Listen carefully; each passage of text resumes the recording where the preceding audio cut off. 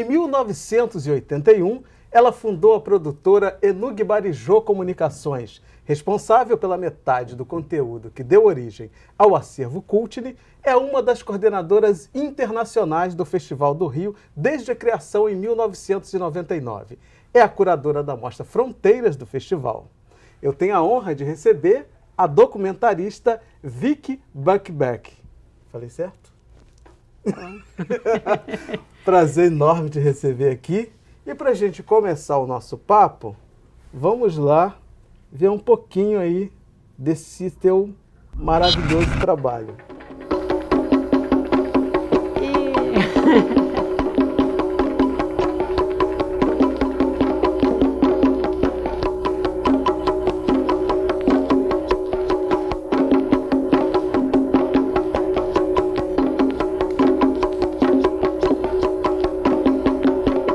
Trabalho que não é somente meu, é de todos nós, e isso nos foi ofertado pelos nossos ancestros, e nós temos o direito de defender toda essa coisa, não deixarmos isso ir para a lama e ser espoliados, sem, como é o nome? Ser defamado e tudo como está sendo aí. Nada mais, nada menos, nós que temos o direito de defender tudo isso. Isso, a religião dos orixás é uma religião de amor, de carinho, é uma coisa que todo brasileiro traz no sangue, traz no seu coração, traz na sua alma. Eu penso que é de todos os brasileiros, porque eu sou assim. Eu sou baiana, sou do recôncavo baiano, sou neta de escravo, então tenho obrigação. E esta obrigação eu entrego a todos os brasileiros e a todos os meus irmãos, para irmos à luta, para chegarmos a um ponto maravilhoso, que no momento é o que eu mais quero e o que eu mais desejo. Oya tete ayabalé, oya tete ayaba, oya tete, oya tete ayaba, oya tete omoloya, oya tete ayaba, oya tete, oya tete ayaba, oya tete ayabalé, oya tete ayaba, oya tete, oya tete ayaba. Então, Vicky, você é inglesa, né? Está há muitos anos aqui no Brasil. O que te motivou, que fez com que você quisesse mergulhar nessa cultura, que era uma cultura distante de você, você é uma mulher europeia, e mergulhar nessa cultura? O que te despertou? Por que você veio parar no Brasil e mergulhar nessa cultura tão genuína do povo brasileiro, que é a cultura negra? Bom, eu vim para o Brasil assim, meio por acaso. Eu queria viajar depois de acabei a faculdade de antropologia, e antes de eu fazer isso, com 17 anos eu fui de carona para Katmandu. Aí teve várias aventuras, deu várias confusões, aí acabei fazendo antropologia na Escócia. E aí acabou a antropologia, eu pensei, bom, eu fui para leste e agora eu vou para oeste. Eu não tinha destino certo, mas a maneira mais barata de vir nessa época era por navio. Aí eu vi de navio, eu peguei um navio em Barcelona, fui parou no porto, aí veio até o Rio de Janeiro. Na minha ideia, eu vinha para a América Latina. Eu tinha uma ideia, talvez, que eu tinha feito antropologia, de procurar tribos de índios na América Latina. Eu não tinha muita noção que tinha cidades. Assim, eu não tinha pensado as cidades. Aquela visão mesmo do europeu que não sabia muito o que era a América Latina, muito menos o Brasil, né? Eu nem tinha separado muito países. Assim, eu pensei, eu vou talvez comprar um cavalo e atravessar o continente a cavalo. Eu tinha essa ideia. Quando eu cheguei no Rio, Assim, depois dessa viagem, eu falei, não, eu vou parar, eu vou aprender essa língua, porque eu não vou sair por aí, eu quero comunicar com as pessoas. Mas a primeira cidade do Brasil foi o Rio de Janeiro? Sim, eu cheguei em 75. A outra coisa, eu cheguei no auge da ditadura militar, mas como eu não falava português, eu demorei a entender. A decodificar o que estava acontecendo. Sim, de cara eu não sabia muito bem o que estava acontecendo, mas eu descobri a praia capoeira. Aí eu fiquei tentando conversar com as pessoas com minha base de latim, assim, economia, política, aí as pessoas calavam. Assim, eu perguntava sobre economia, política. Aí eu pensei, esse povo não pensa em nada, né? Não tem nada na cabeça, quer saber de música, de praia, se eles não têm pensamentos mais profundos. Porque ninguém queria se comprometer, né? Aí mas esse foi, eu acho que minha grande introdução para a cultura negra foi a capoeira, a então. Capoeira, é. E a capoeira que é mágica, né? A capoeira é uma coisa maravilhosa. Vamos ver mais um trecho aqui de um trabalho teu? Eu pretendia realmente, eu tinha como objetivo ser escritora. Desde criança eu tinha um monte de poesias, historinhas assim que eu escrevia. Desde a escola primária eu passava uma parte do tempo assim escrevendo coisas, né? E o meu sonho era ser escritora. Eu ainda não consegui todo o espaço físico, geográfico que eu quero, porque eu quero o universo todo, eu mereço o universo todo. Mas isso é um caminho que eu tenho que construir, que eu estou construindo. E aí eu fui representar a Maria. Tem um ator, Zaqueu, que representava Jesus, não sei o quê, e nós fomos meio que apedrejados pelos próprios moradores da cidade de São Sebastião, que não acreditavam numa Nossa Senhora Negra. Tipo assim, pra cima de mim não. Que papo é esse? Quando eu comecei o Teatro Central do Negro, Pascoal Carlos Magno me deu uma lista dos amigos dele para eu vender os ingressos que eu estreiei no Municipal, fazendo Imperador de Honra para o Teatro Central do Negro. Foi também um movimento incrível, imagina os negros pela primeira vez no Municipal, que até então era só companhias francesas e grandes óperas internacionais. E nós somos o primeiro grupo de negros a entrar no Municipal, eu estreiei ali. Então, eu vim aqui falar com a Besançone Laje, e eu lembro dela na portaria com um chambre de chinês, de seda chinesa, com os bordados de dragões assim nas costas, e tinha 4 vasos imensos, daqueles vasos lindos chineses. Eu me lembrei de Alibaba e os 40 ladrões, então eu cheguei assim muito assustada com meus lindos 17 anos, e ela foi carinhosa, então eu expliquei que nós estávamos fazendo um teatro, não tínhamos dinheiro. E a Mali Garcia. Ela que entrevista, né? Sim, a Mali foi a grande parceira desse trabalho. Já era teimosa, já era muito atrevida. Eu, Adalto e a Mali. Por que você resolveu contar a história dessas mulheres? Olha, porque tem um problema, eu acho que o problema do racismo no Brasil é uma coisa inacreditável. Eu, na minha faculdade de antropologia, no início dos anos 70, um dos volumes que a gente estudava era sobre a democracia racial. O Brasil era o grande exemplo onde isso tinha acontecido. Aí agora, essa semana, eu tive uma jovem americana na minha casa, estava 4 dias no Brasil, uma jovem americana branca. Aí ela vira para mim e ela falou: o Brasil é muito racista, né? Ninguém tinha falado nada com ela. Ela falou: eu estou esclarecida, que eu só vejo os negros nos lugares mais subalternos, eu vou na Zona Sul, assim, quase não vejo, assim. E infelizmente a gente sempre lidou com isso. E as mulheres das divas, desse vídeo nosso das divas, são grandes atrizes. A Léa Garcia é uma atriz assim... Ela diz tudo com o olho, ela não precisa mexer mais nada no corpo dela, com o olhar ela transmite tudo. É uma atriz assim... É fantástica, a Leia, a Ruth, a Zezé, a própria Zenaide.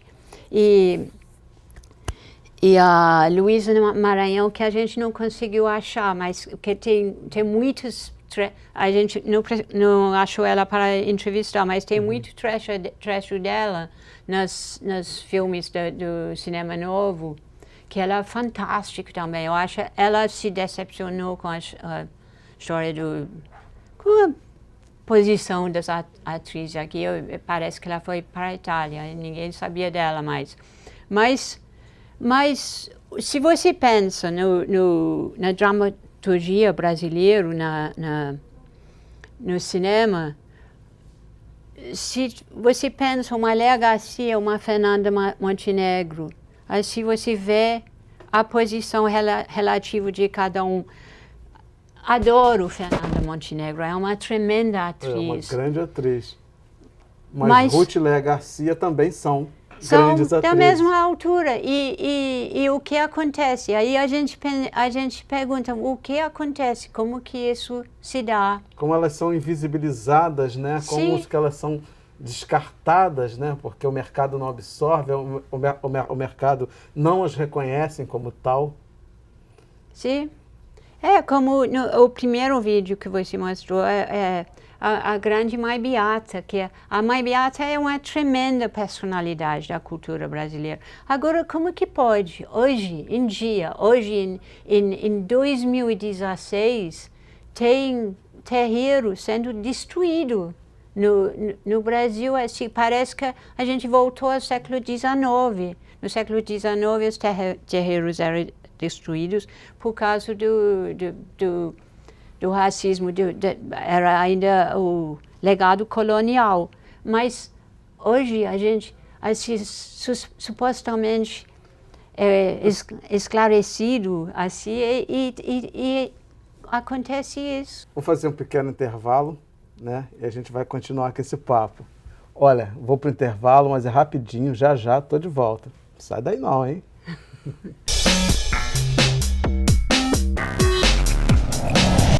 E eu acho que é um momento importante para todas as mulheres, né? Um momento de força também, para a gente poder fazer coro, né? Coro, voz, volume, para os governantes e as pessoas, de uma forma geral, entenderem que é uma demanda urgente, né? Se voltar os olhos, né? Para esse ser mulher, né? Que é um ser que constitui, né, toda a nossa concepção de família, de finança, de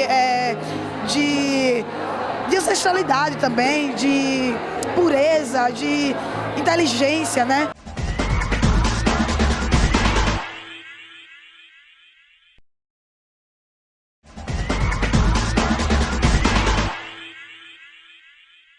Hoje eu estou conversando com a documentarista Vicky Babec. Vicky, vamos ver mais um trecho aí do seu trabalho.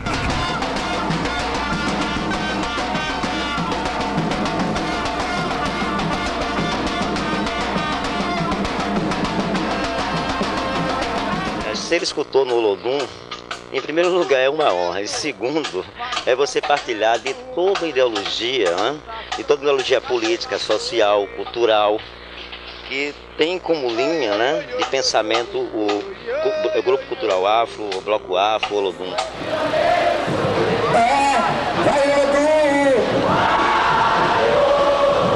O Olodum é o único bloco que tem mulher da diretoria. Pode ser que outros blocos tenham, porque eu não costumo frequentar outros blocos, né? Mas que eu acho assim, que mais quem tem mulher mais na diretoria é só o Olodum.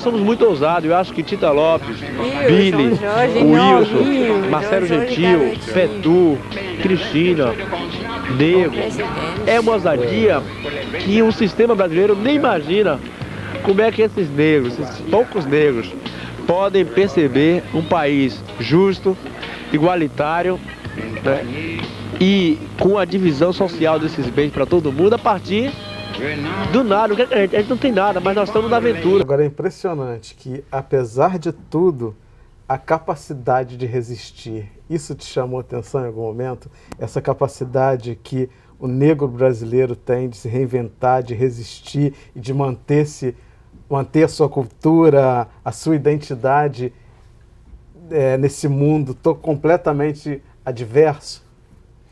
Isso sempre me surpreende.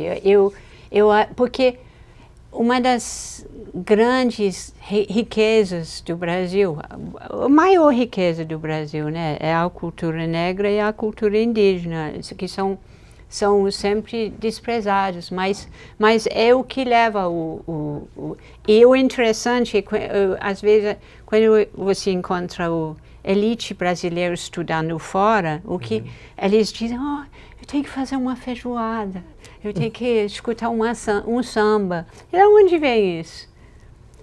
E o Olodum, por exemplo, o Olodum eu lembro no início do Olodum, a diretoria do Olodum, quando vinha no Rio, dormia na minha casa, no chão, praticamente. Agora o Olodum ganhou o mundo mesmo. O Olodum faz turnê internacional. Uma vez eu encontrei o João Jorge no departamento, na parte do Egito, do Museu Britânico. Aí há muitos anos não tinha entrado lá, eu pensei, devia conhecer mais o Museu Britânico. Lá estava João Jorge na parte do Egito, e ele conhecia muito melhor do que eu aquela área. É uma cultura que sempre resiste. Porque é uma cultura muito vital, né? É uma cultura que vem de fundamentos e é uma cultura de sobreviventes. Porque se você pensa, recentemente eu traduzi toda a história do Valongo, porque a área do Valongo está pleiteando ser patrimônio histórico da humanidade. E eu traduzi esse projeto. Então, se você vê essa história, se você vai no Valongo, você vê aquele cais que foi pisado por mais que 1 milhão de homens, mulheres e crianças, e tu pensa que esse povo são os ancestrais do povo brasileiro de hoje. Se tu pensa a sobrevivência, a força de sobrevivência desse povo é uma coisa inacreditável e sempre vai vir, sempre vai voltar, nunca vai ser batido.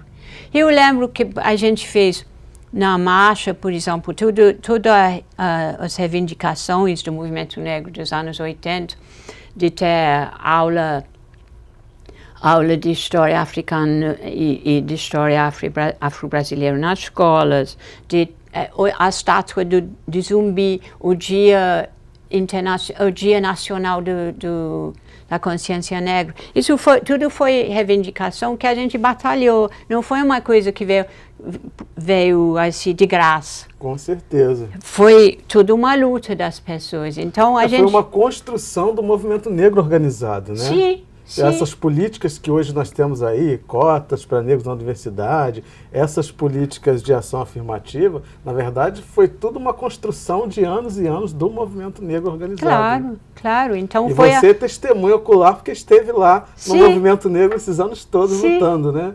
E foi uma luta de muita gente. E o que eu estou vendo hoje, porque a taxa de mortalidade de jovens negros no Brasil é uma coisa absolutamente ao nível de massacre, ao nível de muita gente falar em genocídio. E se você vê a maioria desses jovens que estão sendo mortos, é tudo jovem de comunidade de periferia. E você vê a luta das mães. Assim, eu tenho feito várias reportagens, tenho conhecido várias mulheres que estão nessa luta, assim como a Ana Paula da Rocinha, tem a Daisy do Cantagalo, tem Tem muita mulher nessa luta, tem a Fatinha da Rocinha, tudo mulher que perde o filho. E nessa pedra, elas viram guerreiro. Porque o que você pode acontecer contigo? Se você perde um filho, você vai ficar chorando o resto da vida ou você vai partir para a guerra? Que alguém tem que honrar aquela memória. E eu acho que isso é uma luta que vem do tempo da escravidão. Essa luta para honrar quem foi arrancado, quem foi ceifado nessa massacre, nessa crueldade. Agora, eu percebo que os brasileiros têm muita dificuldade, né, as pessoas não negras brasileiras, e algumas negras também, têm muita dificuldade de reconhecer o racismo, né? A gente viu, por exemplo, na época da política de cotas, o debate que se estabeleceu no Brasil, e olha que cotas é praticamente nada, é uma medida que é importante sim, mas ela não é uma medida revolucionária. Claro. Né? E a gente viu nesse debate o quanto que as pessoas não conseguiam reconhecer que os negros têm direito a essa reparação pelo histórico de discriminação e de exclusão, né, dentro desse país. Você, enquanto uma mulher branca, europeia, você conseguiu, né, identificar isso, ter esse olhar, ter essa sensibilidade e ser parceira nessa luta. Como é que é para você, né, olhando de fora e ver essa sociedade brasileira que não consegue ter essa sensibilidade, não consegue entender a dor dessa luta? Para mim é uma coisa muito bizarra. Eu li agora um livro, esqueci o nome certo do autor, mas é um afro-americano que faz uma carta para o filho dele. E ele faz uma colocação muito interessante, que ele diz que o problema são as pessoas que se acham brancos. Porque, na verdade, se você olha historicamente, não existe branco, existem grupos de várias etnias que se juntam. Assim, branco, o que é branco? E o que ele coloca é que para essas pessoas continuar na ilusão de serem brancos, eles têm que encontrar outros grupos para oprimir. Então, nessa definição, para eu ser branco, eu tenho que achar alguém que eu possa pisotear para confirmar. Para eu me sentir superior. Para me confirmar nessa posição. Eu sinto aqui no Brasil, as pessoas não conseguem, muitas vezes, parece que não conseguem encarar ou não conseguem entender como eles são privilegiados, as pessoas que se colocam como brancos. Tinha uma entrevista muito interessante da consuleza da França, em São Paulo, fez uma entrevista com Jô Soares, que ela falou que nunca, em nenhum país que ela já viajou, ela é negra, e ela nunca viu governanta, babá vestido de branco. E se você pensa, é uma coisa lúdica. Por que uma mulher que está cuidando das crianças dos outros tem que ser vestida de branco? Eles falam aquela questão da higiene. Aí eu fico pensando, então os pais também tinham que andar de branco o tempo todo, né? Pois é. Porque os pais têm contato direto com essa criança, então tinham que estar de branco também o tempo todo. Claro. Não, e eu sinto que as pessoas... Parece que é uma cegueira útil. É útil você ser cego, porque parece que o problema é sempre o outro. O problema nunca é você. E até você perceber que porque você... todo mundo é contra o racismo no Brasil, mas ninguém... mas as discriminações acontecem, mas todo mundo é contra, né? Ninguém é racista, mas as pessoas são discriminadas cotidianamente. É uma conta que não fecha, né? Porque se todo mundo é contra o racismo, né? Todo mundo acha horrível. Mas quem são essas pessoas que estão discriminando todos os dias? Não, quando eu adotei meu filho, que ele é baiano do interior, e ele tinha 12 anos quando veio para o Rio. Seu filho é negro? Sim. E a gente foi no metrô. E ele nunca tinha andado no metrô. Aí o metrô estava cheio, aí eu sentei, ele ficou em pé na minha frente. Isso antes do trem sair, passou o guarda do metrô, aqueles guardas todos de preto, assim, tipo num voo livre, assim, agarrou e ia embora. Aí eu falei, que isso? Larga esse menino, por que você... Aí não parou, não explicou o que era, largou. Aí o cara sentado ao meu lado diz, minha senhora, sabe como que eles conhecem esses moleques que ficam pelo trem? Aí eu falei, não senhor, esses moleques não, esse menino nunca andou no metrô na vida dele, ele é baiano e ele é meu filho, ele está comigo. Aí, mas eu não estou, eu não sou racista. Eu falei, eu falei que o senhor era racista, eu não falei nada. Aí é sempre assim, né, o problema é o outro, o problema não é você, o problema é o outro. E desde, a gente sempre foi assim, a gente entrava em loja, a gente era perseguido, assim. E as pessoas, era incrível que as pessoas sempre olhavam, assim, era tipo, eu era uma gringa ingênua e ele era um menino de rua esperto que estava aproveitando de mim. Assim, as pessoas inverteram a situação. Que eu descobri nisso que a classe média brasileira não consegue imaginar uma situação normal de uma mulher branca andando com um menino negro. Assim, parece que é uma aberração. Como eu tenho uma amiga casada com um homem branco, que já foi acusado, já foi tratado na rua como se ela fosse a babá dos filhos dela. Isso é muito comum no Brasil. Vicky, infelizmente nosso tempo acabou. Me dá sua mão aqui.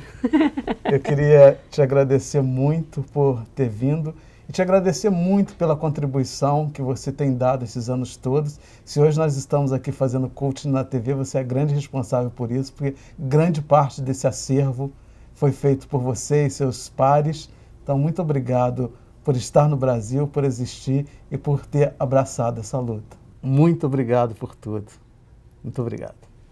Eu conversei hoje com a documentarista Vicky Babec e você pode rever essa entrevista e outras edições do programa no www.tvaleste.tv ou cultine.com.br. Não deixe de nos acompanhar aí pelas redes sociais. Obrigado pela companhia e até o próximo encontro. Eu te espero.